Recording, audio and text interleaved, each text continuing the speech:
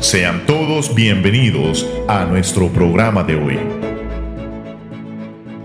8 de la mañana con 30 minutos, listos y prestos ya para dar por inicio a otro de su programa de Verdades Eternas. Buenos días, Los Ángeles, buenos días a todos mis hermanos, mis amigos, desde cualquier punto de la tierra que ya se pusieron a sintonizar esta estación de bendición. Estamos en las redes sociales, nos pueden encontrar en Facebook, ahí en el fanpage Verdades Eternas. Amén. Y como siempre, aquí está Dos Hombres de Dios, y quiero dar pues la bienvenida a un hombre que Dios lo utiliza muchísimo, y con el pasar de los años cada vez es igual que el vino. Mi hermano Jorge Martínez, buenos días. Buenos días, hermano Freddy, buenos días, mi hermano Guido. Y Dios bendiga al pueblo de Dios que está conectado en esta hora para recibir una enseñanza más. Muchas gracias, Jorge. También está con nosotros Guido Lozano. Guido, buenos días. Gracias, Freddy. Gracias, Jorge. Es un placer. Solo hay que hacer una aclaración, que el hermano Jorge no es dado al vino. Es como el vino. Como el vino. Cuanto más madura, más poderoso. Más palabra, más unción. Y estamos contentos y felices porque algo grande el Señor nos va a enseñar esta mañana. Y la semana pasada hablábamos de diferentes temas acerca de cómo estaba dividida la Biblia por libros, por capítulos, por versículos. Hablábamos acerca del Antiguo Testamento, del Nuevo Testamento. Hablábamos de la importancia de los versículos.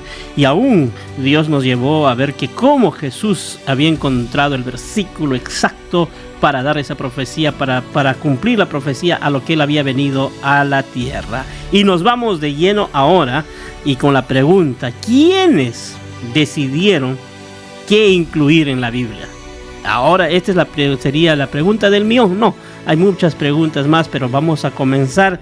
¿Y será que decidieron los apóstoles, decidieron los sacerdotes, los reyes? Y para eso es su programa Verdades Eternas. Queremos preguntarle a Guido, hermano Guido, ¿quiénes decidieron qué es lo que se tenía que incluir? ¿Qué libros tenían que ir ahí? Si esa ha sido la Santa Inquisición, como hablábamos, han sido, no sé, explícanos usted quiénes decidieron qué incluir en la Biblia. Sí, cuando hablamos de la canonización de la Biblia, no estamos hablando de la canonización de hombres, por si acaso. Amén. Estamos hablando de la escritura, de la palabra de Dios. Para empezar, la palabra canon significa regla o medida. Y desde esa posición empezamos a partir. ¿Por qué? Para poder entender de que la palabra canon es una forma de medir las cosas con exactitud. Con exactitud. En el caso de la Biblia, por ejemplo, solo para añadir algo y entender un poquito más, el canon era una maderita o un pedazo de madera, una caña, que tenía una cierta medida, que con eso se medía las tierras en la antigüedad. Se medía las cosas, con eso se medía con el canon. Pero se medía con exactitud, para no perdernos. Ahora, ¿quiénes decidieron qué deberían estar dentro de la Biblia? ¿Y quiénes o qué institución decidió esto? Esto es la pregunta que mucha gente tiene en sus cabezas. Mucha gente está interrogado por esto. Muchos dicen que los hombres escribieron la Biblia. Y hay mucho debate, ¿verdad? Pero recordarles que en este proceso de canonización hay que entender algo muy interesante. Los libros que son incluidos dentro del canon de la Biblia no fueron decididos por una persona, sino fueron decididos por un concilio. Un concilio. Bueno, si nosotros vamos un poco a la historia, hubo concilios desde Jerusalén. El primer concilio, hablando del Nuevo Testamento, el primer concilio que se desarrolló para determinar qué es lo que el pueblo de Dios debía hacer, cómo debe ser el comportamiento. Pero años posteriores, dentro de la canonización, entra algo muy interesante. Un grupo de eruditos sabios de la antigüedad, más de 120 personas que se reunían por meses ahí para estudiar y para determinar qué libro era inspirado y qué libro se podría considerar dentro del canon bíblico y introducirlo como un libro inspirado. Esto no se hacía a la ligera, esto no se hacía así de manera por elección personal o por mayoría de votos, no exactamente, sino que estos libros tenían la capacidad o tenían tenían que cumplir ciertos requisitos, Freddy, ciertos requisitos, pero por eso tenemos que aprender que esta decisión fue dada por los concilios, primeramente por los concilios. Y aquí queremos aclarar algo. Cuando tú hablabas del canon, que era una medida, ¿verdad?, que se tomaba para medir las tierras, y podemos ver que también se puede utilizar ahí la regla de la fe, que sea el patrón por la cual nosotros debemos medir y evaluar el comportamiento del ser humano. Ajá, ¿Okay? la ética. Y ahora lo que solamente quiero aclarar algo, hermano Jorge, y quiero que usted nos ayude en esto. Es importante aclarar y notar que la iglesia no creó el canon. La iglesia católica, estamos hablando de la iglesia católica romana. Ellos no crearon el canon. Solamente ellos, yo creo que ni determinaron qué libros iban a ir. Solo lo que ellos fueron, que reconocieron que estos libros eran inspirados por Dios, hermano Jorge. Guido hablaba acerca del canon, acerca de lo que es medir y evaluar. Uh-huh. Pero en la aplicación a las escrituras, el canon se refiere a una lista de libros oficialmente aceptados. Así es. Es importante notar que la iglesia no creó el canon. Eso es lo que voy a decir. No determinó los libros que se llamaron escrituras sagradas, como la palabra inspirada de Dios. Al contrario, la iglesia reconoció o descubrió cuáles serían los libros. Miren bien, cuáles serían los libros inspirados desde su principio. Dicho de otra manera, un libro no es la palabra de Dios porque fue aceptado por el pueblo de Dios. Más bien, fue aceptado por el pueblo de Dios porque es la palabra de Dios. Esto significa que Dios le da al libro autoridad divina y no el pueblo de Dios. Entonces, ellos solamente reconocen. Ellos solo reconocieron que eran libros que tenían inspiración divina. Entonces, Guido, ¿la iglesia es quien determina el canon? No. No, absolutamente no. La iglesia es quien descubre el canon. La iglesia es quien descubre el canon, y la iglesia toma, y por eso vuelvo a decir, en concilios. Uh-huh. Y los concilios no eran cualquier hermanito que iba ahí. Eran hombres eruditos, preparados, Amén. Instruidos. Eran hombres que estaban dotados. Cuando hablamos de erudición, hablamos de saberlo todo. ¿La iglesia es la madre del canon?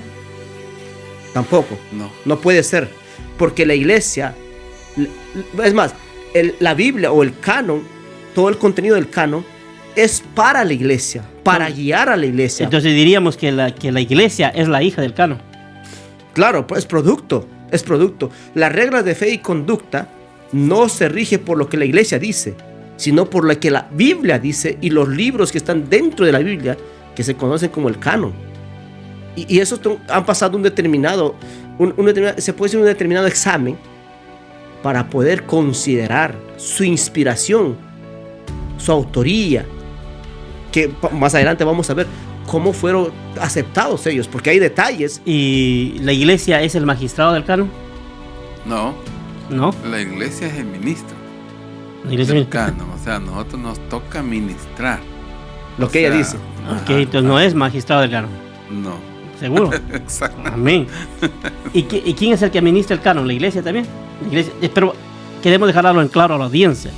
Es que No estamos hablando de la iglesia actual, la iglesia de Cristo, sino estamos hablando de la iglesia tradicional, ¿verdad? La iglesia católica romana. Que se atribuye, que ellos son los que determinan qué libros son inspirados y qué libros no. Ajá. O sea, entonces, por eso, que la audiencia quede en claro. Vamos a decir la pregunta, lo voy a decir a ustedes.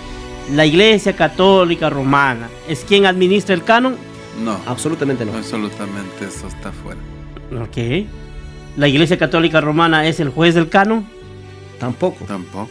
Entonces, ¿qué es? Quien juzga a la iglesia, yo creo es que el canon, es la Biblia. La iglesia solamente es un testigo del canon.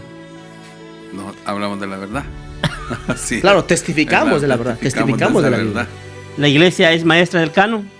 Maestra Tampoco no puede ser, porque la autoría de la Biblia, del canon, es Dios mismo. Nosotros somos siervos. Amén. Nosotros somos siervos del canon. Servimos al canon. Tremendo. Estamos aprendiendo bastante esta mañana, ¿verdad? Y hay muchos criterios para determinar la inclusión en el canon. Podemos destacar los escritos bíblicos, lo de la historia eclesiástica, que había unos 5 principios que guiaron el reconocimiento y la colección de los libros verdaderamente inspirados por Dios. Keilers y Nix presentan los principios como siguiente. Mira lo que dicen ellos. La pregunta es, ¿fue escrito el libro por un profeta de Dios? Guido. O sea, para determinar que el canon, que sean incluido dentro del canon, tenía que saberse si un libro fue escrito por Dios. Esa es la pregunta. Claro, un libro tenía que ser escrito por un portavoz de Dios, en este caso los profetas, y en el caso del Nuevo Testamento los apóstoles. Pero también esto tenía que tener como resultado que esta era una palabra de Dios, no era palabra de ellos. Algo que queremos recalcar en este tiempo. Y no estamos en contra de la Iglesia Católica, solo estamos poniendo en contexto y en la mesa para poder ver sobre la iglesia tradicional, la Iglesia Católica, Apostólica Romana. El Papa no tiene, el Papa no es infalible. Más claro, el Papa no, lo que dice el Papa muchas veces está lleno de errores, está lleno de contenido de pensamiento humanista, está lleno de contenido de pensamiento basado a un humanismo y hasta se puede decir a un misticismo. Queremos considerar es que no es el Papa quien determina lo que Dios dice, es la Biblia. Pregunta, ¿qué Papa escribió un libro de la Biblia? Ninguno. ¿Sabes por qué no lo escribieron? Porque ellos no tenían la autoridad para hacerlo. La autoridad lo tuvo el apóstol Pablo, ¿eh? El apóstol Pedro, los apóstoles Juan, el apóstol Mateo, Juan Marcos, el sobrino de Bernabé, que era alguien que era un testigo ocular de las obras y los hechos de Jesús. Lucas, que era el médico personal de Pablo. Y Lucas no era alguien que andaba paseando. Para empezar, era un doctor, pero es uno de los historiadores con más confiabilidad fiabilidad de lo que él escribió. Es el historiador más, se puede decir, más seguro de la antigüedad, no de la Biblia, de la antigüedad. Lucas, por ejemplo. Y ahí podemos ver, darnos nosotros que la Biblia es inspirada por Dios, ¿verdad? Absolutamente. No por totalidad. No por hombres. No. Escritas por hombres. Escritas por hombres. Por eso tiene doble autoría, ¿no? Pero la revelación es de Dios. Amén. La revelación es de Dios. Y yo estoy aprendiendo mucho esta mañana. Yo no sé cómo mis amigos que están en sintonía, cómo se están sintiendo. Y nos vamos a una pausa. Regresamos. Necesitamos leer más la Biblia y entender la verdad de Dios.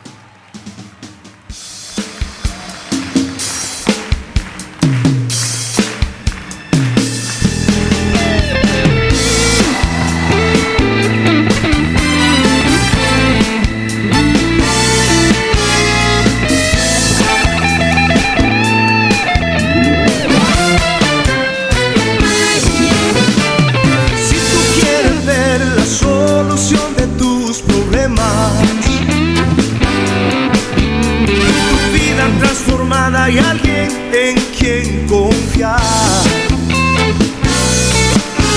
El vacío que procuras llenar dentro de tu corazón.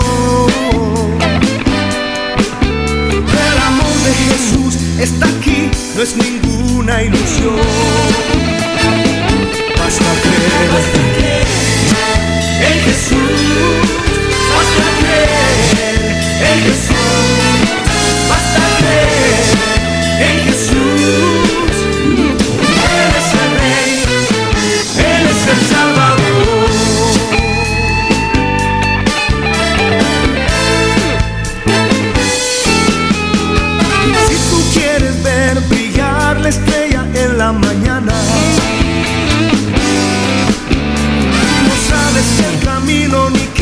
dirección tomar. El vacío que procuras llenar dentro de tu corazón. Ven, confía en Él, pues en Él está la salvación. Basta creer en Jesús, basta creer en Jesús, basta creer en Jesús. Él es el Rey, Él es el Salvador. En Jesús, basta creer en Jesús, basta creer en Jesús.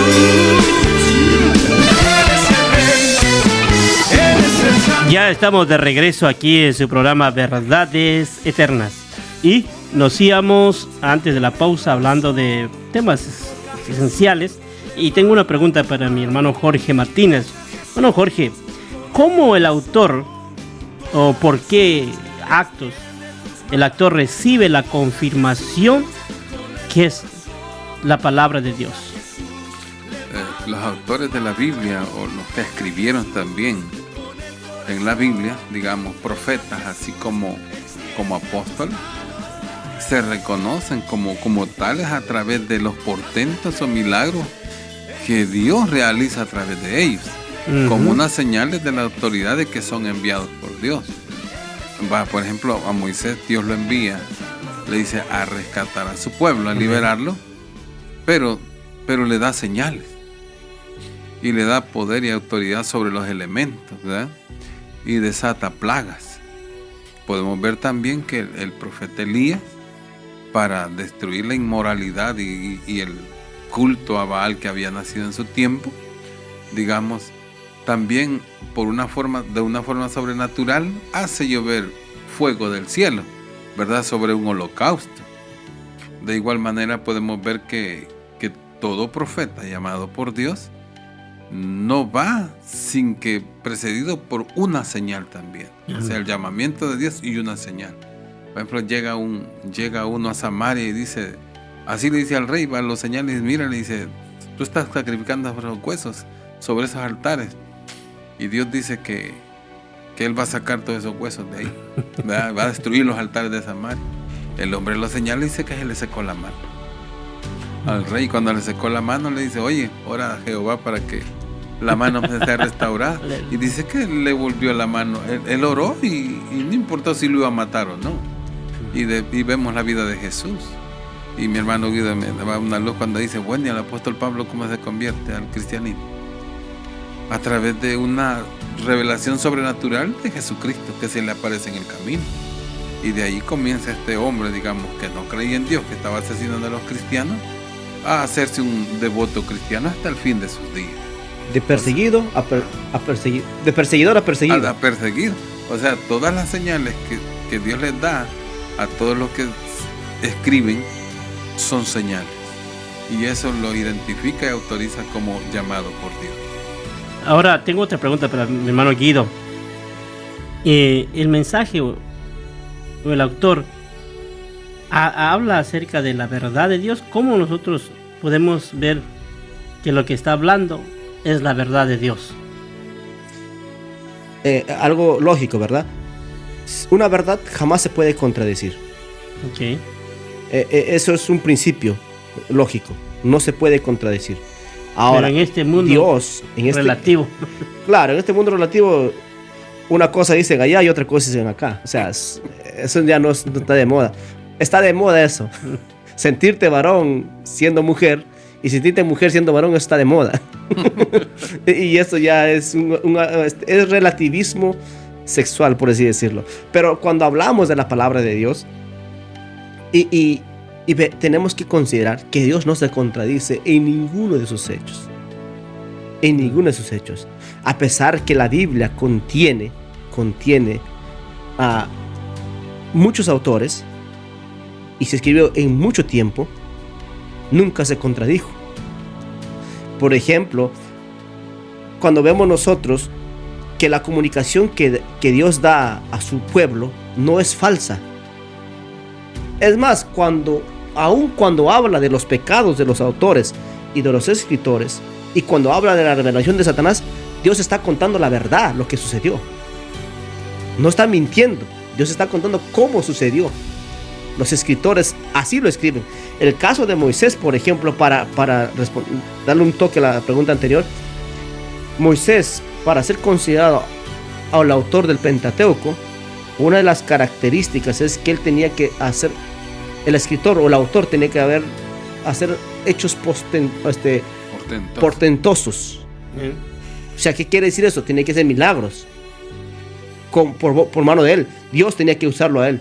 Y eso es lo que pasó con Moisés cuando sacó a Israel de Egipto. Eso sucedió. Ahora también tenemos que ver que las razones como estas cosas que no se puede contradecir, los padres apostólicos mantenían una norma. Y la norma que ellos mantenían era: si hay duda, que se excluya. O sea, si se había duda en el texto, por eso recordemos algo muy interesante. El libro de Santiago y el libro de los Hebreos, carta a los Hebreos, no lo quisieron incluir dentro del canon, ¿verdad? En un principio. Es más, el libro de Judas también estaba dentro. ¿Por qué? Porque al parecer el libro de Santiago contradecía, escucha esto, contradecía a lo que Pablo enseñaba. Pero ¿cómo contradecía? Santiago hablaba de que si tú tienes fe, tienes que tener obras. Pero Pablo decía que tú tienes que tener fe y después había obras. Y como que Santiago y Pablo se estaban contradiciendo, pero no era una contradicción. Los dos hablaban de una posición desde un convertido. Amén. El convertido, para llegar a Cristo, tiene que tener fe. Y el convertido tiene que tener obras. La fe produce obras, ¿verdad? La fe tiene que producir obras. Por eso, cuando había esa duda, empezaron a excluir. O sea, había una lucha. Esto no fue, sí hay que ponerlo fácilmente. No fue así. Bien. Y esa regla aumentó la validez de las escrituras del Nuevo Testamento y su discernimiento de los libros católicos. Pero los libros canónicos. Amén. Canónicos. Ahora, la Biblia, ¿cómo demuestra el poder de Dios, hermano Jorge? ¿Cómo podemos ver el poder de Dios en la Biblia? El libro, las Sagradas Escrituras, son un libro transformador de vidas. O sea, si la Biblia no produce eso, o la lectura de este libro no produce en el que lo lee o el oyente una transformación, no es la palabra de Dios. O sea, porque la psicología sigue sistemas, o vean una temática, un sistema de formas cómo hacer las cosas para que la gente se habitúe a hacer algo. Pero la Biblia nos enseña de otra manera. La Biblia nos enseña que escuchemos para ser edificados. Somos evangelizados y transformados a través de las buenas noticias del Evangelio. Es viva y eficaz. O sea, dice que la palabra de Dios, la palabra de Dios es viva y eficaz. Y dice que toda escritura dada por Dios es buena para redarguir, enseñar, ¿verdad? Y preparar al hombre para toda buena obra. O sea, si la escritura no viene de parte de Dios, no va a producir esos efectos que no son temporales, sino permanentes. Porque hay gente que va a Alcohólicos Anónimos para dejar de tomar. Pero salen fumando. Salen fumando. Y al tiempo vuelven a lo mismo. O sea, no hay una transformación directamente, porque la transformación es en el espíritu, en el alma. Y esto solo es en una forma de vida. Pero la Biblia nos enseña algo más profundo que es. Y es una transformación de Dios en el ser, en todo el ser, alma, cuerpo y espíritu. Amén. Es aquí donde entra la revelación especial que Dios hace a los creyentes. Así es. Y esa revelación especial es a través de su palabra. No es a través de una experiencia sensualista. No es a través de una experiencia humanista o psicológica. Como decía el hermano Jorge, la psicología hace que el hombre se exprese para ser escuchado. Pero en el Evangelio, el hombre tiene que escuchar la voz de Dios, tiene que escuchar su palabra para ser transformado. O sea, mira cómo es la psicología, que no decimos que la psicología es mala. Hasta cierto punto tiene sus beneficios. pero cuando vas a ponerlo a nivel de la palabra de Dios, como que la contradice. Ya. Y nosotros tenemos un método donde sí nos escuchan, Freddy, Jorge, y es a través de la oración. Ahí Dios nos escucha, ahí nos desahogamos, lloramos y le pedimos a Dios. Es algo impresionante, ¿verdad? Por eso la palabra de Dios es una herramienta poderosa. Viva y eficaz, Guido. Definitivamente. Se nos va a acabar el tiempo, pero yo tengo una pregunta más. ¿La Biblia goza de la aceptación por parte del pueblo de Dios o no? Tenía que gozar la aceptación del pueblo de Dios. Una de las características para ser considerado dentro del canon era que la comunidad cristiana de aquel entonces y anteriores a ellos tenían que considerar o habían considerado que estos libros eran dignos de ser leídos. Ahora recordemos que en esos tiempos no solamente habían los evangelios o los libros de las cartas de Pablo, habían otros muchos libros de literatura. Es más, había los libros que surgieron en el silencio de Dios, por así decirlo, en el periodo intertestamentario. Surgieron muchos libros que se leían en los tiempos de Jesús, pero se leían como historia. Los judíos tenían como literatura esos libros, pero obviamente no eran inspirados. Ahora, el pueblo tenía que aprobar que cierto libro era la palabra de Dios. Pero ¿cuál es el problema de todo esto? No es que el pueblo tenía la autoridad para decirlo, sino que ellos aceptaban que esa palabra transformaba, que esa palabra cambiaba a la gente, esa palabra hacía vivir a la gente de una manera diferente a la cultura de sus tiempos. Cuando era cultura pagana, una cultura, quizás una cultura no solamente pagana, una cultura abusiva, una cultura injusta. Estaba dominando al mundo, como los romanos, que la población aquel entonces de esclavos era mayor, 3 veces más que la población secular de los libres.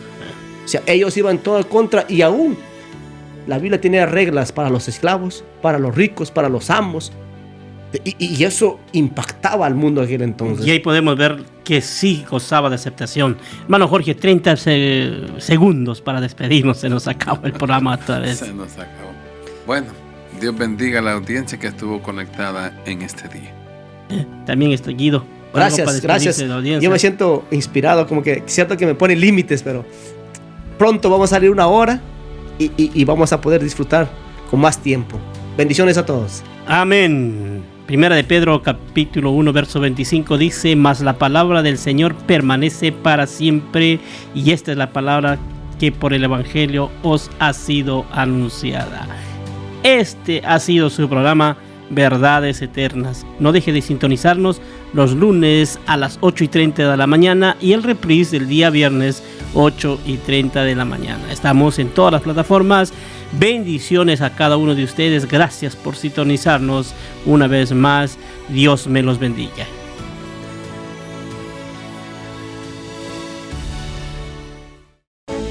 Gracias por escucharnos. Te invitamos a nuestro próximo programa.